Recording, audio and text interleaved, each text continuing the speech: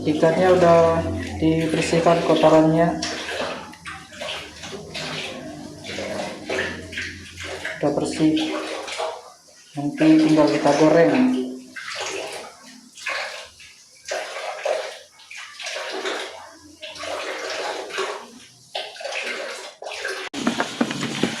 Ikannya sudah bersih, tinggal ditambahin bumbu. Kita kasih bumbu dulu. Ada bawang merah, bawang putih, cabai. Nanti kita campur ke sini biar ikannya enak.